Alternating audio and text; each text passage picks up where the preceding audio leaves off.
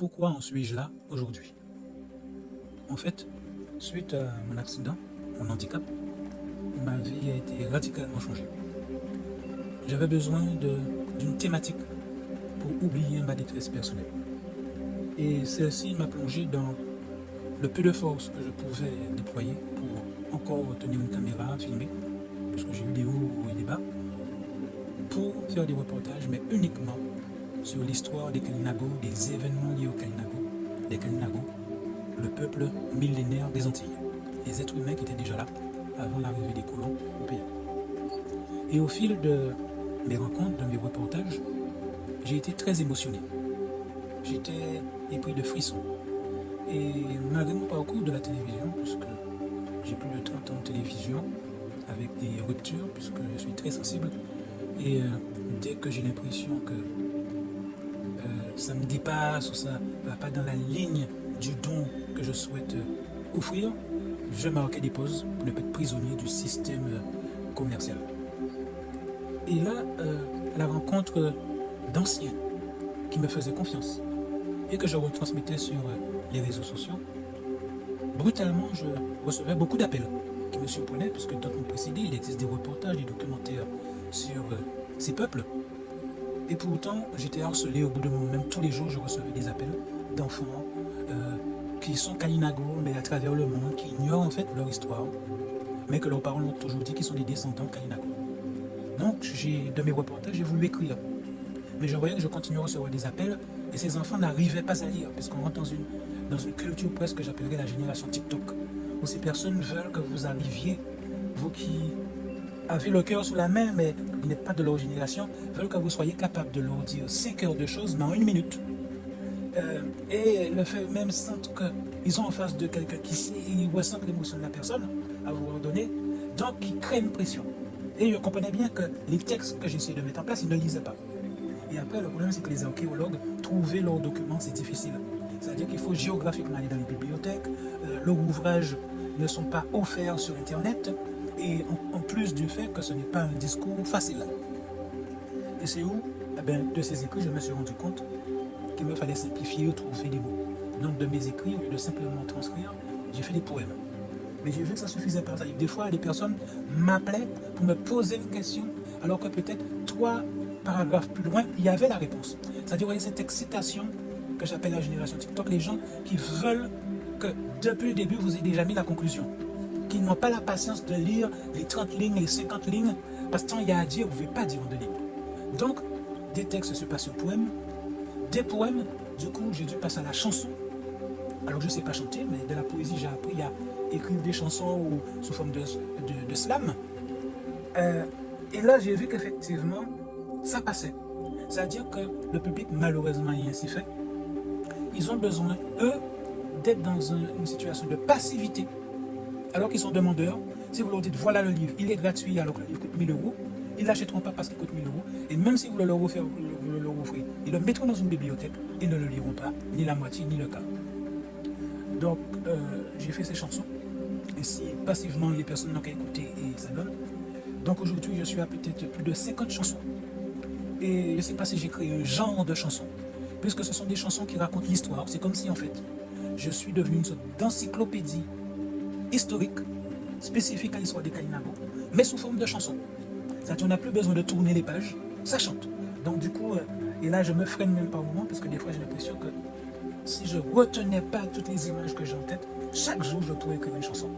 Et autant les chansons qui ont un format de 3 minutes, que désormais, je me suis rendu compte l'autre jour que j'ai réussi, parce que des fois, quand je fais une chanson, il se reste dans un thème, mais il y a tellement de choses à dire, et je sens les questions suivantes, puisque j'ai 30 ans de télévision, donc on développe, on arrive à sentir la question qui vient derrière, un peu comme on dit en escalier, les échanges en forme d'escalier, c'est-à-dire qu'on voit venir l'autre question, après l'autre question, on arrive à voir la 5e question, alors qu'on n'est qu'à la première, presque médiumnique, et j'arrivais à un stade où, dans mes chansons, je commençais déjà à aborder la 2e chanson, une 2e chanson dans la chanson.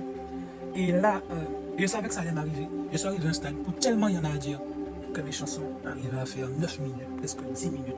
Tellement il y avait à dire parce que, après maintenant 3 ans quand même, que j'ai commencé, que je suis handicapé depuis un peu plus de 3 ans,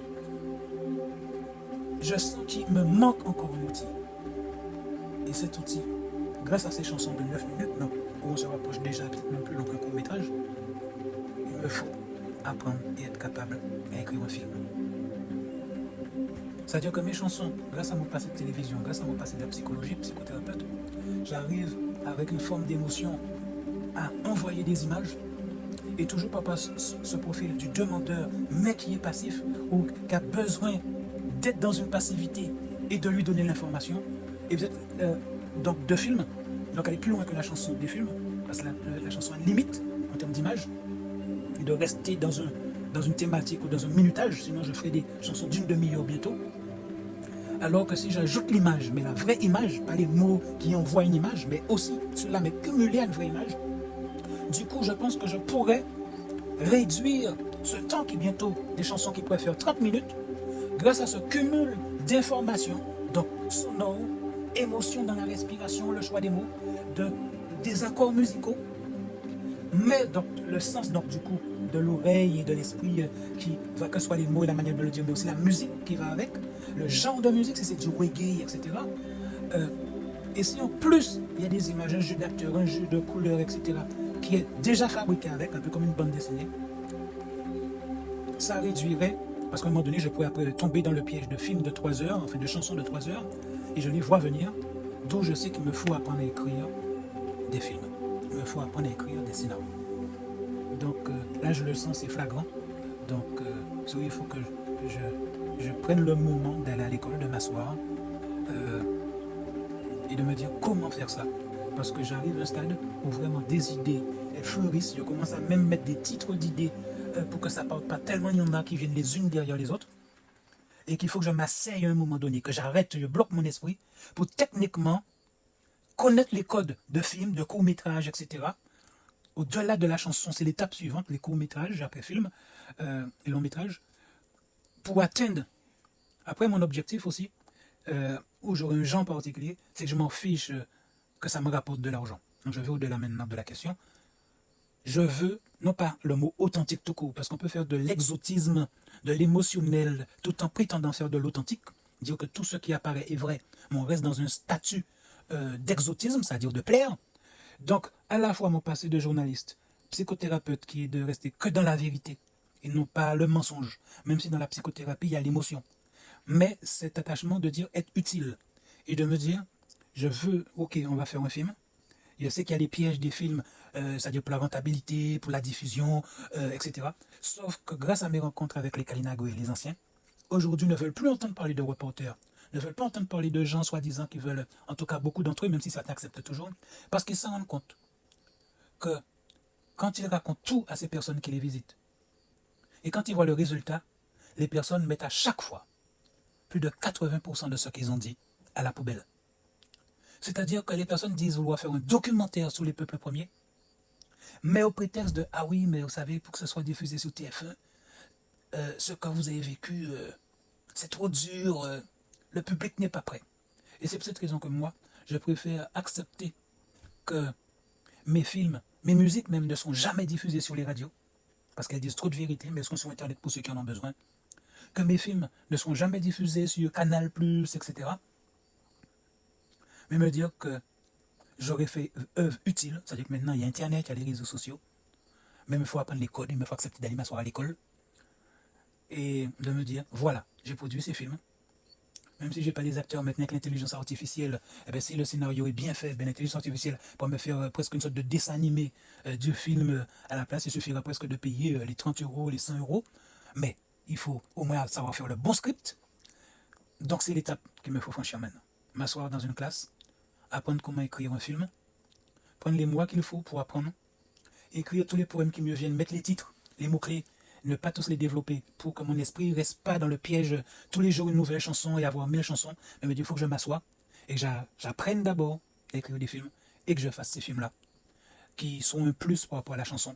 Parce que dans le film, même si on pourrait dire je ferai des films chantés, mais il y a l'image qui me manque et que je sais que le public a besoin dans sa notion de passivité, demandeur, mais ce réflexe d'être passif donné, et aussi mon besoin de ne pas faire comme ceux qui ont une démarche commerciale, qui doivent faire du joli, il faut qu'il y ait une romance, il faut qu'il y ait une excitation, que dans le vrai, mais le faire. Parce que ce manque existe, dire la vérité. C'est comme j'avais un sénateur, et je conclurai là-dessus, devant moi dernièrement, quand je lui ai dit que la guerre des Kalinago a duré 100 ans, eh bien ce monsieur a bondi, parce que pour lui, comment des êtres humains avec des petites flèches, face à d'autres qui avaient des fusils, on peut tenir une guerre de 100 ans. Et dernièrement, j'ai trouvé donc des documents financés par le département de mon île, qui attestaient que la guerre n'a pas duré 100 ans, mais la guerre avec les Kalinago a duré 150 ans. 150 ans. Et très peu d'êtres humains sur Terre, très peu de Kalinago même, le savent. Parce qu'il y a une ignorance totale de ce qui s'est vraiment passé. Et c'est mon rôle, et c'est mon souhait.